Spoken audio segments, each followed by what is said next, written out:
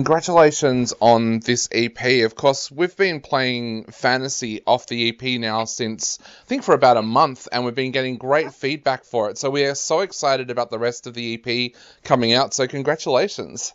Oh, thank you. Thanks so much. So, Yeah. so tell us a little bit about this EP. How did it all come about, and what kind of things were inspiring you when you sat down to work on it? So I guess this EP is more, it's sort of full of emotions and messages that's coming from me that I wanted to tell people about, and it's literally just to tell people that it's okay to be different, it's okay to be vulnerable or courageous or being loved or being loving, and I'm quite a sensitive and an emotional person, and to be honest, I do encounter some mental health issues, and so it's literally I'm just being an open book in this EP, literally. So I guess the original idea for this EP was, I actually had no idea what I was going to do after the first EP, after the debut EP back in 2019. And I thought I was just going to, be touring and do a lot of shows and festivals and all that. And what I wanted, my plan was literally just release singles, and I had no idea what I was going to do after that. So actually the first song that I worked on is Garden of Eden, which was back in late 2019, almost early 2020, when I was in the south coast of New South Wales during the fire season. So I guess that sort of hit me because I feel like I need to talk about my experience from then, because not a lot of people can understand what it feels like at the time, because you can watch the news on the TV the whole time, but yeah, it's sort of a healing process for me to write the song, and then from there, and I feel like, I really need to write more songs that's a little bit more produced, because my first EP was really acoustic. It was literally just me playing the whole 3 tunes in the studio in one take, and then I had some electric guitar by friends, and that was it, really. So this EP, it means a lot to me because I put a lot of emotions and a lot of production values, and also a lot of feelings and life stories that's really hard to tell to people when I was younger, but since I'm in a bit more mature age now, I feel like it's okay to be vulnerable, and especially in COVID, this is pretty crazy time. If you're not being honest about yourself, how can you be honest about, or how can you face a lot of challenges in your life? So I guess I guess I can round up this way. Yeah, I was actually going to say that this is such a heartfelt EP. Do you get people reaching out to you about your music because they feel something through the lyrics because they've been through a similar experience? Definitely. Like, for example, for Garden of Eden, I've been performing the song live for quite a while, even though that was produced during the first lockdown here, but we were lucky here we could still perform for a few months. And people literally came to me after the show and just like, I was from the South Coast. I am from the South Coast, and that day was really traumatic, and thank you for writing the song down and share the experience with people, because it's for this person. He said, I couldn't even go back and think about it. It's just too much. So he feel really appreciative that the song can be felt by other people in some ways. And also there's other songs like even Fantasy. It's about longing for my parents' love, because I've been away for a while, and we're actually a very I wouldn't say conservative, in a traditional family, so we don't really say we love each other that often. And actually, some friends with the same cultural background came to me and like, yeah, it's so true. My parents never talked about how much they love us, and it's really heartfelt for them to listen to the song as well. So yeah, like bits and pieces. There's so many people, you know, the songs resonate with people in different ways, and it's just nice to hear what they actually feel about it. You know, it can mean different things to them, and it means different things to me too. Definitely, yeah, and I felt that too when I listened to this album, especially with Garden of Eden. I've been through bushfires down here, and that song it resonated so much. And you also mentioned there the production values as well of this album.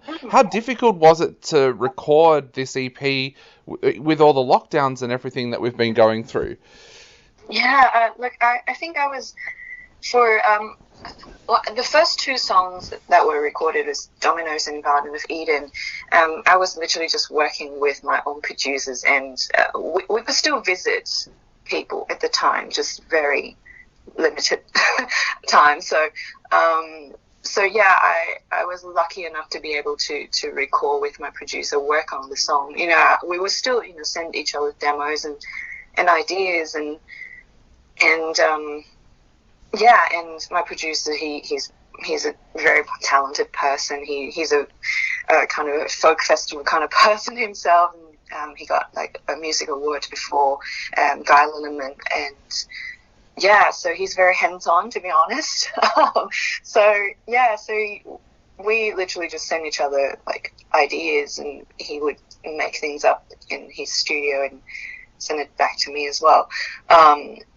So the first, actually, sorry, Garden of Eden was okay because I recorded in January last year, so, you know, way before lockdown. So yeah, so that was okay.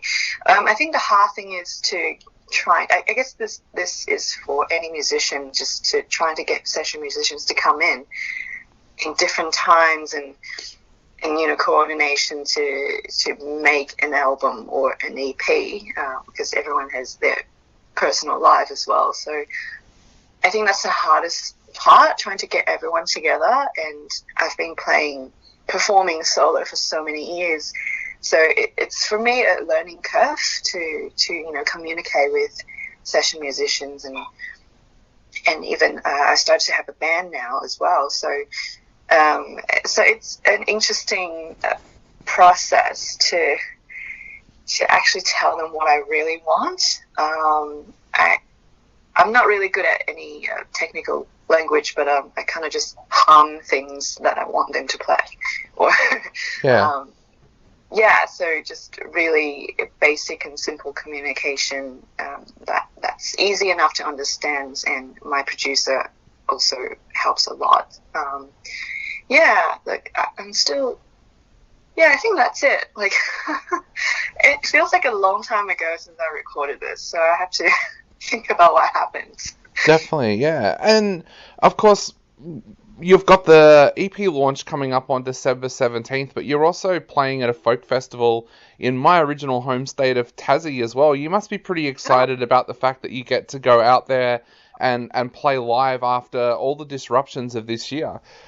Yeah, I'm super duper excited. Oh wow, that's awesome. It's a beautiful place, isn't it? It is. Yeah, it's so yeah, I've always wanted to play folk festivals around Australia, but I only left my day job in December, so it was quite hard for me to organize a tour back then. But now I feel like I have more freedom, but still COVID kind of affects everything.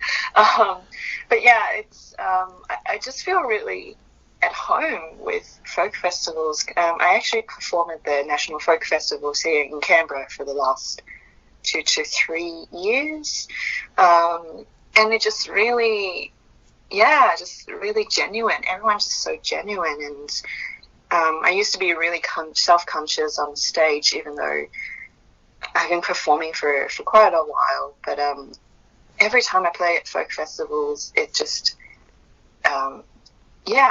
I don't really get that nervous anymore because I feel like I was talking to friends on stage, and rather than being having those spotlights on you, and people were staring at you the whole time, but people actually respond to you and talking to you afterwards. So yeah, I'm just really pumped, really excited, but fingers crossed that we can still travel over there in January. Hopefully by then everyone will be vaccinated, but we don't know yet. Definitely. I know down here in Victoria they've been talking more and more about once it hits 80% that everything's going to open back up pretty much as normal. So yeah, we've got our fingers crossed about that. Kim, the other big question is, and we've had a few people actually write in and ask this, where can they grab a copy of your EP if they like the sound of the music that we're playing of yours at the moment? Oh, lovely. Yeah, my website, it's www.kingyangmusic.com.